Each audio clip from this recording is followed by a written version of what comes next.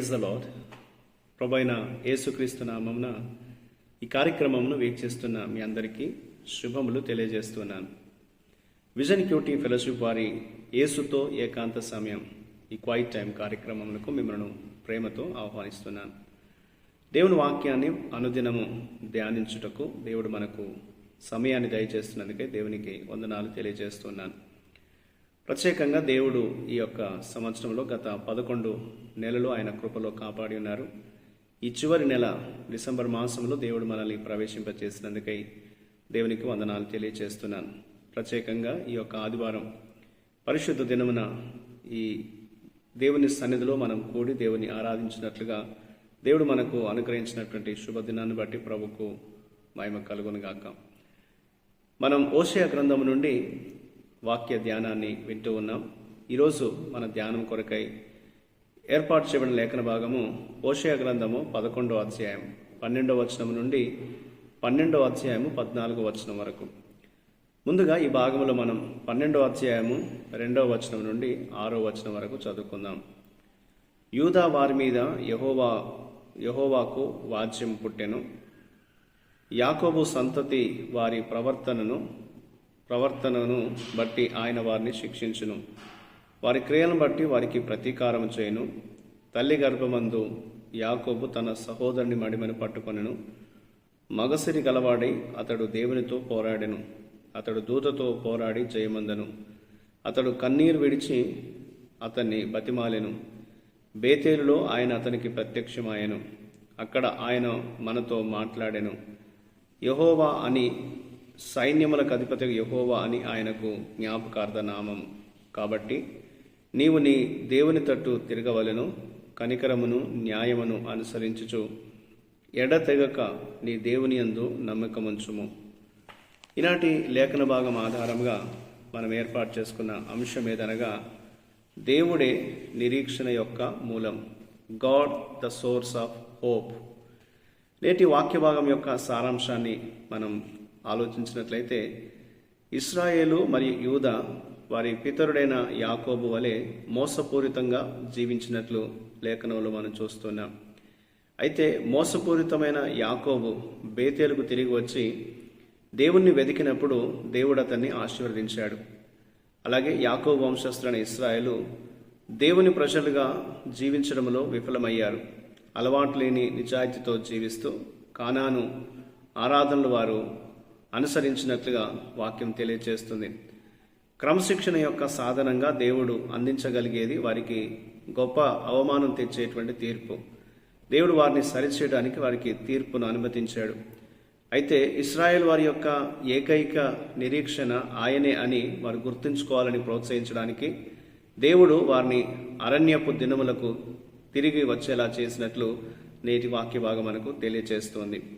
ఇందులో దేవుడు ఏమై ఉన్నాడు అని మనం గమనించినట్లయితే 12వ అధ్యాయము 9 నుండి 14 వచనాల్లో దేవుడు ఎన్నడూ కూడా మోసపరచబడడు.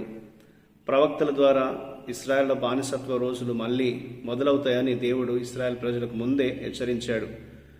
వీరు హెచ్చరికలు విన్నప్పటికీ దురదృష్టవశాత్తు వారు మరింత తిరుగుబాటు చేశారు. దేవుని నమ్మకమైన విమోచనకు వారు సరిగ్గా స్పందించలేదు. దేవుని మోసం చేయడము, దేవుని విస్మరించడం వంటి మూర్ఖపు నిర్లక్ష్యము మరి దానికంటే మరి ఏది లేదు అనేది మనం గుర్తించాలి. అదొక మూర్ఖత్వం క్రింద లెక్క అనేది వాక్యం మనకు తెలియజేస్తుంది. ఎందుకంటే ఆయన దాని కొరకు న్యాయం తీర్పు ఇస్తాడని మనం తెలుసుకోవాలి. మన జీవితాల్లో దేవుని వైపు తిరిగితే దేవుని యొక్క కృపకు మనం పాత్రలం అవుతాం. కాబట్టి దేవుని విస్మరించకుండా మన జీవితాన్ని మనం పరిశీలించుకోవాలనేది దేవుడు మనకు జ్ఞాపకం చేస్తున్నాడు. ఇందులో మనం నేర్చుకునే పాఠాన్ని మనం గమనించినట్లయితే 12వ అధ్యాయం 4వ వచనంలో యాకోబు జీవితము ఆయన జీవితంలో మలుపు ఉన్నట్లుగా చూస్తూ ఉంటాం. అది అతను దేవునితో పోరాడినట్లుగా, దేవుని కలుసుకున్నప్పుడు ఆయనకు లొంగిపోయినట్లుగా వాక్యం తెలియజేస్తుంది. ఒక దేవదూతతో అతడు పోరాటం చేశాడు, కన్నీరు కార్చాడు, ఆయన్ని వేడుకున్నాడు. దేవుడు అతన్ని గెలవడానికి అనుమతించాడు. అతనికి ఒక కొత్త పేరు దేవుడు పెట్టినట్లుగా వాక్యలో మనం చూస్తూ ఉంటాం. యాకోబు అరణ్యంలో చేసినట్లుగా మనం పశ్చాత్తాపం పడి దేవుని అంటిపెట్టుకొని ఉండవలసినటువంటి సమయము బహుశా ఇదే అని మనం గుర్తించాలి. మనం దేవుని వైపు తిరిగినట్లయితే, పశ్చాత్తాపడినట్లయితే దేవుడు మనకు సహాయం చేస్తాడు. మోసపూరితమైనటువంటి జీవితాన్ని దేవుడు తొలగించి నూతన అధ్యాయం మన జీవితంలో ప్రారంభం ఉంటకు దేవుడు కృప చూపిస్తాడని దేవుని వాక్యం మనకు జ్ఞాపకం చేస్తుంది. కాబట్టి మనం మన జీవితానికి ఎట్టి పరిస్థితుల్లోనైనా సరే, ఏ సమయంలోనైనా సరే దేవుడే మన నిరీక్షణకు మూలమని మనం గుర్తించాలి. దేవుని వైపు మనం తిరిగి దేవుని సహాయాన్ని మనం కోరాలి అనేది దేవుడు మనకు ఈ లేఖనం ద్వారా జ్ఞాపకం చేస్తున్నాడు. ఈ లోకంలో మనం ఎటు తిరిగినా మనకు సహాయం అందదు, కానీ ప్రభు వైపు మనం చూసినప్పుడు ఆయనే మనల్ని ఆశీర్వదిస్తాడు. ఆయనే మనల్ని పూర్తిగా మార్చగలిగినటువంటి శక్తిమంతుడు అనేది దేవుని వాక్యంలో మనం చదువుతున్నాం. కాబట్టి మనం దేవుని ఆశ్రయించి ఆయన ఇచ్చేటువంటి కృప మనం అనుభవించి దేవుని యొక్క కృపలో మనం సాగిపోవాలనేది దేవుడు మనకి లేఖనం ద్వారా జ్ఞాపకం చేస్తున్నాడు. ఆ రీతిగా మన జీవితాలు మలచబడినట్లు, ఒక మలుపు దేవుడు మన జీవితానికి దయచేయనట్లు దేవుని మనం ప్రార్థిస్తాం. ప్రేమైన దేవ, మీ కృప ద్వారా మమ్మల్ని కాపాడుతూ నడిపించండి. అబద్ధమును అన్యాయాన్ని ద్వేషించడానికి సహాయం చేయండి. మీ కృపలో సత్యంలో మేము సరిగ్గా నిలబడటానికి, సరిగ్గా జీవించడానికి మాకు సహాయం చేయండి. ఈ మార్గాన్ని అనుసరించే కృప మాకు దయచేయమని యేసుక్రీస్తు నామమున ప్రార్థిస్తున్నాను తండ్రి. ఆమేన్. ప్రియులారా, మీరు సమయం తీసుకొని ఈ యొక్క వాక్య ధ్యానాన్ని విన్నందుకు మీకు ప్రత్యేకమైన వందనాలు.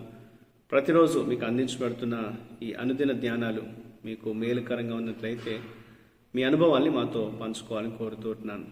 ప్రభు కృప మనందరికీ ఎల్లప్పుడూ తోడయుండి కాపాడును గాక. ఆమేన్.